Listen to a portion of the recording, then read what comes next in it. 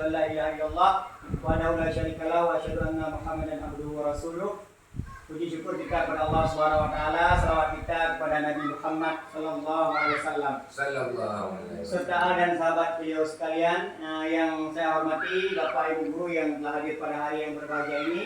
Jadi pada hari yang berbahagia ini kita akan mempresentasikan tentang visi dan misi sekolah kita ataupun tujuan dari sekolah kita.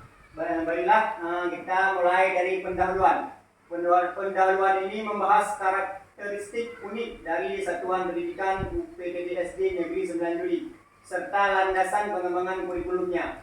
Sebagai sekolah dasar di wilayah perkotaan, sekolah ini memiliki tantangan dan kebutuhan khusus yang harus diakomodasi dalam pengembangan kurikulum operasional. Jadi setiap sekolah ada visi ataupun misi, karena tujuan itu adalah untuk mencapai suatu kebutuhan sekolah tersebut. Oke, lanjut Pak. Jadi di sini ada visi, misi dan tujuan. Yang pertama, visi menjadi sekolah dasar yang unggul, inovatif dan berorientasi pada pengembangan karakter siswa yang berbudaya dan berwawasan global. Jadi sedikit saya jelaskan bahwa visi sekolah kita adalah untuk yang pertama adalah unggul. Semua orang mengharapkan keunggulan tersebut, walaupun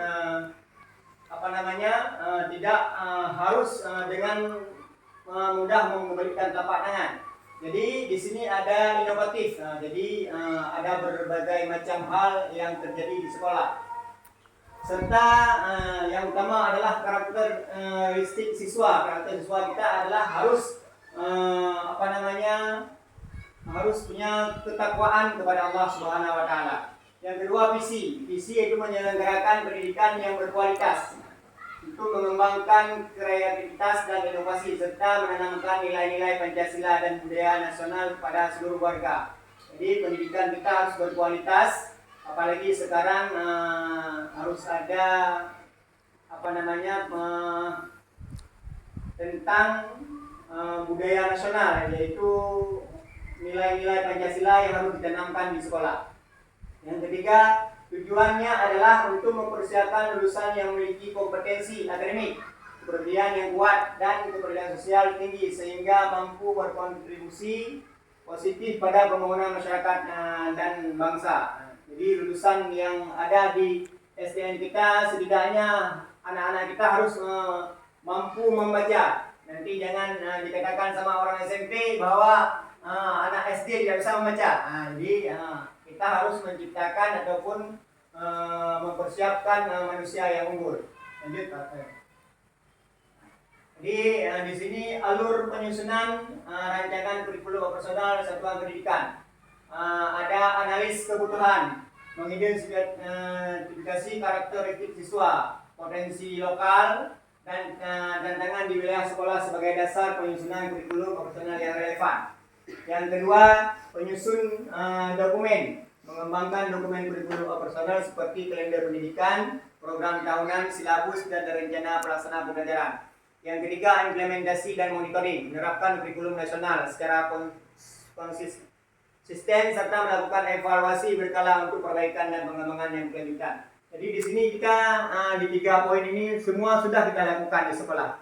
Walaupun tidak 100%, tetapi semua dokumen-dokumen seperti contohnya kita guru mempunyai RPP dan silabus dan sebagainya.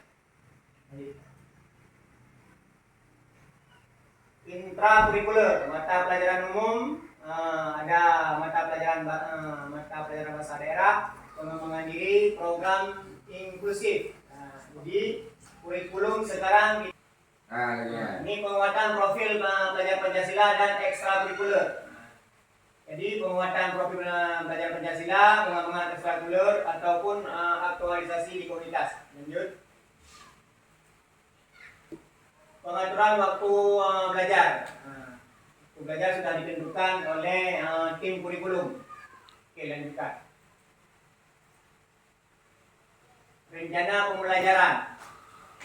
Jadi yang telah saya sampaikan bahwa ada RPP, silabus dan berbagai macam alat kepentingan pembelajaran. Oke, lanjut.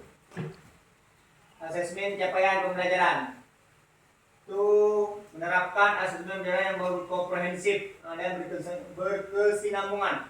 Asesmen dilaksanakan melalui penilaian harian, penilaian tengah semester, penilaian akhir semester, dan memantau kemajuan belajar siswa secara berkala. Oke, lanjut.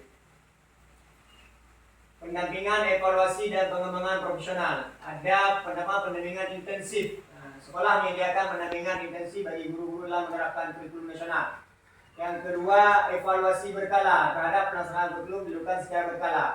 Yang ketiga, pengembangan profesional guru, yaitu mendorong dan memfasilitasi pengembangan profesional guru ataupun sering disebut dengan pedagogi.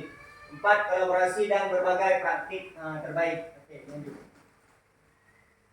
Sebagai penutup, kurikulum operasional di SD Negeri 9 Juli dirancang untuk memenuhi kebutuhan unik sekolah dan peserta didik melalui pengembangan yang komprehensif dan implementasi yang konsisten. Sekolah yakin dapat mengantarkan siswa mencapai potensi maksimal mereka.